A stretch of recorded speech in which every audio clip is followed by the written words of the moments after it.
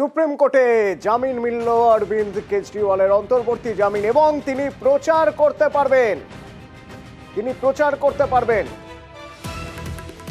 সাংবিধানিক অধিকার প্রচার করা, সেই অধিকারে বলিয়ান হয়ে প্রচার করতে পারবেন অরবিন্দ কেজরিওয়াল এবং তিহার থেকে হয়তো আজই তিনি মুক্তি পেয়ে যেতে পারেন বা হয়তো আগামীকাল তিহার জেল থেকে তিনি মুক্তি পাবেন। অত্যন্ত গুরুত্বপূর্ণ তার এই প্রচার, তার কারণ তিনি যখন জেল থেকে বেরোচ্ছেন তারপরে দিল্লির ভোট আছে, পাঞ্জাবের ভোট আছে, দিল্লি এনসিআরে 7টি আসন, পাঞ্জাবে 13টি আসন, অত্যন্ত গুরুত্বপূর্ণ।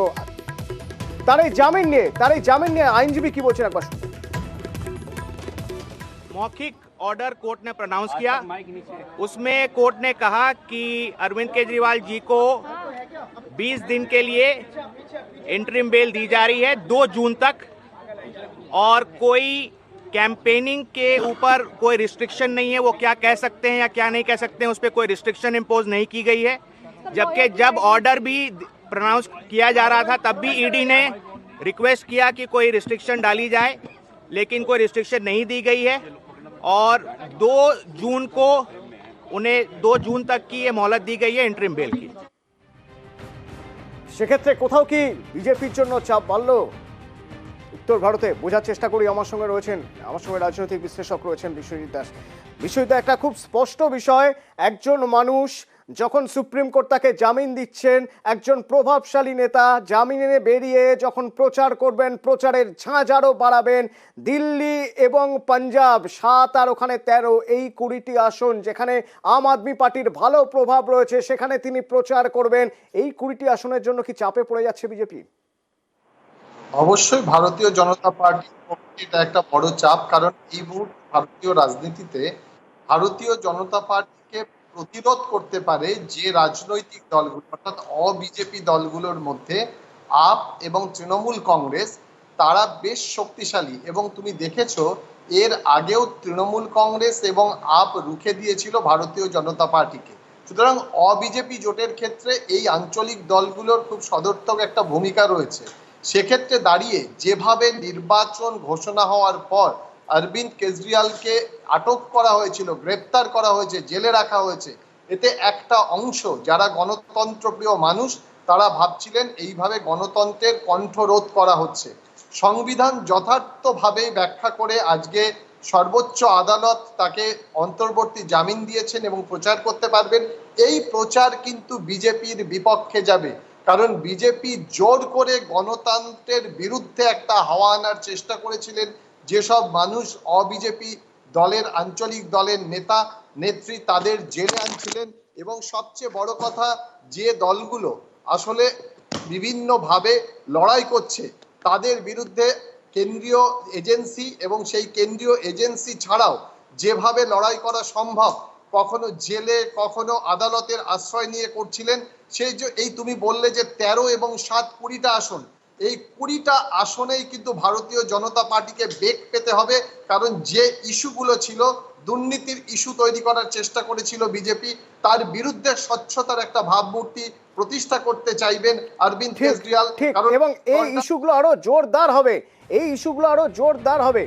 ঠিক, ধন্যবাদ বিশ্বজিৎ। আমার সঙ্গে রাজনৈতিক বিশ্লেষক ছিলেন এবং বিভিন্ন রাজনৈতিক বিশ্লেষকের মত কিন্তু ওই একটাই জায়গায়, যে এতে INDI এর হাত আরো শক্ত হলো, কারণ এজেন্সি দিয়ে জোর করে প্রভাব খাটানোর চেষ্টার যে অভিযোগ INDI বা বলা যেতে পারে তৃণমূল কংগ্রেস এবং আম আদমি পার্টি বারবার করে আসছিল, সেটা আরো পোক্ত হচ্ছে কোথাও। সেক্ষেত্রে ওই 20টা আসন ফ্যাক্টর তো হবেই, বিজেপির জন্য কিছুটা চাপতে হবেই।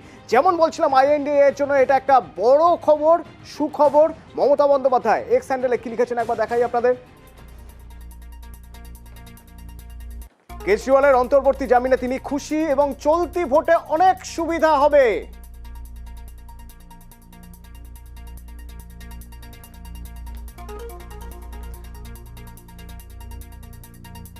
কেজরিওয়ালের এই জামিন INDI জোটে বাড়তি অক্সিজেন, বলছেন তৃণমূল নেতা শান্তনু সেন। শুধুমাত্র রাজনৈতিক প্রতিহিংসা পরায়ণতার কারণে দিল্লির সিটিং চিফ মিনিস্টার এবং ইন্ডিয়া অ্যালায়েন্সের অন্যতম গুরুত্বপূর্ণ নেতা অরবিন্দ কেজরিওয়ালকে যেভাবে অ্যারেস্ট করা হয়েছিল এটা অত্যন্ত নিন্দনীয়। আমাদের দলের সুপ্রিমো তীব্র প্রতিবাদ করেছিলেন। তাকে জামিন দিয়ে শুধুমাত্র অরবিন্দ কেজরিওয়ালকে জামিন দিলেন তা নয়, তিনি যখন নির্বাচনের প্রচারে নামবেন তার এই প্রচারের মধ্যে দিয়ে শুধু আম আদমি পার্টি বা শুধু দিল্লি বা পাঞ্জাব নয়, সামগ্রিকভাবে সারা ভারতবর্ষে বিজেপি বিরোধী যে ইন্ডিয়া অ্যালায়েন্স, সেই ইন্ডিয়া অ্যালায়েন্সের প্রচার আরও বেশি শক্তিশালী এবং আরও বেশি মজবুত হবে। তবে অরবিন্দ কেজরিওয়ালের জামিনে খোঁচা দিতে চাইলেন না সুকান্ত মজুমদার। আমাদের বিরোধীদের এখন এই দুটোই পজিশন আছে, হয় জেলে না হয় বেলে। তিনি জেলে ছিলেন, এখন বেলে হলেন, আবার পরবর্তী সময় জেলেও যেতে পারেন, আবার বেল ক্যান্সেল হতে পারে। আর এবার মনোনয়ন জমার ছবি দেখা যাক। হেভি ওয়েট প্রার্থীরা আজ মনোনয়ন জমা দিলেন, যেমন অভিষেক বন্দ্যোপাধ্যায় মনোনয়ন জমা দিলেন এবং তার আগে হাজরা থেকে হেঁটে একটি র্যালি, তার সঙ্গে ডায়মন্ড হারবারের বিধানসভার বিধায়করা ছিলেন, যারা সাংগঠনিক নেতা তারা ছিলেন।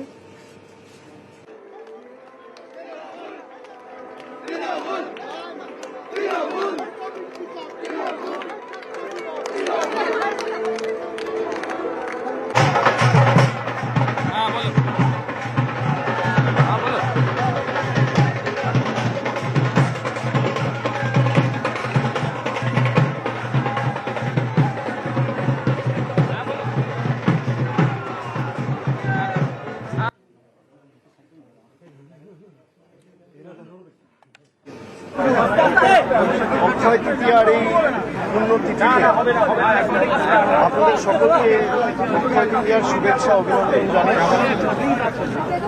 এবং যেহেতু এই লোকসভা নির্বাচনে দল আমাকে আবার সুযোগ করে দিয়েছে, আজকে আমি মনোনয়ন জমা দিয়েছি প্রবীণ থেকে শুরু করে বয়োজ্যেষ্ঠ সকলের আশীর্বাদ নিয়ে,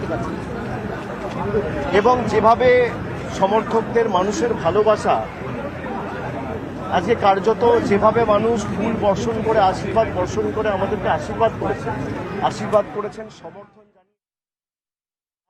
আরো একটি মনোনয়ন জমা দেওয়ার ছবি দেখাই আপনাদের। বর্ণাঢ্য শোভাযাত্রা, কলকাতা দক্ষিণের বিজেপি প্রার্থী দেবশ্রী চৌধুরী মনোনয়ন জমা দিলেন।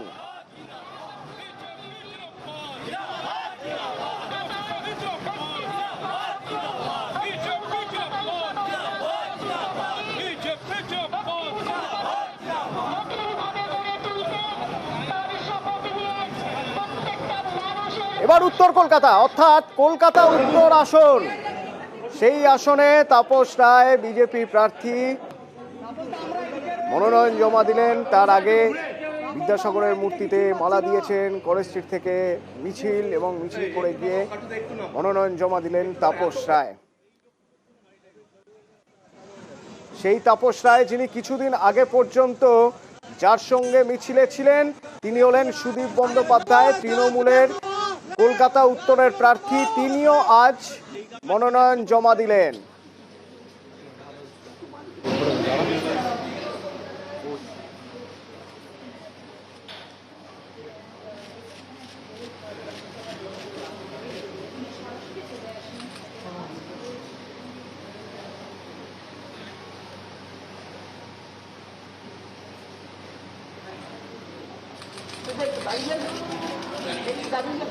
একদিকে সুদীপ বন্দ্যোপাধ্যায় মনোনয়ন জমা দিলেন কলকাতা উত্তরের তৃণমূল প্রার্থী, আর একদিকে একই দিনে কিছুটা সময়ের ব্যবধানে মনোনয়ন জমা দিলেন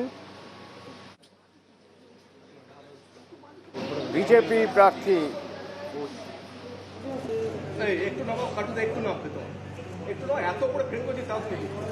মোবাইল ঢুকে যাচ্ছে, একটু নামাতে হবে।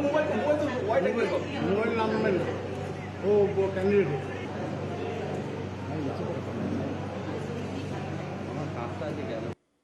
উনি শুধুমাত্র নিজের দিকে তাকান আর নিজের স্ত্রীর দিকে তাকান, আর কারুর দিকে তাকান না। উনি একজন সেলফিশ জায়ান্ট। উনি দলের দিকে তাকান না, উনি কর্মীদের দিকে তাকান না, কলকাতা উত্তরের দিকে তাকান না, অন্য এমএলএ কাউন্সিলরের দিকে তাকান না, এমনকি মমতা ব্যানার্জির দিকেও তাকান না।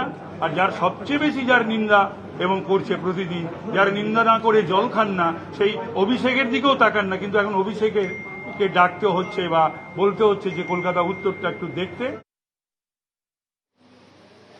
আমি যখন নির্বাচনে লড়ি তখন আমি দেখি জয়টাকে লক্ষ্য, অর্জুনের পাখির চোখ দেখার মতো। এবারও তাই দেখছি আর এগোচ্ছি। আর প্রতিবার লক্ষ্য থাকে গতবার যে ভোটে জিতেছি এবার যেন তার থেকে বেশি ভোটে জিতি। আপনি প্রতিপক্ষকে জানেন তো আপনার? আমি জানি না, আমার বিরুদ্ধে অনেক প্রতিপক্ষ দাঁড়িয়েছে। মূল প্রতিপক্ষ কাকে ভাবছেন? আমি যে বললাম, আমি শুধু নিজেরটা ভাবি, পজিটিভ।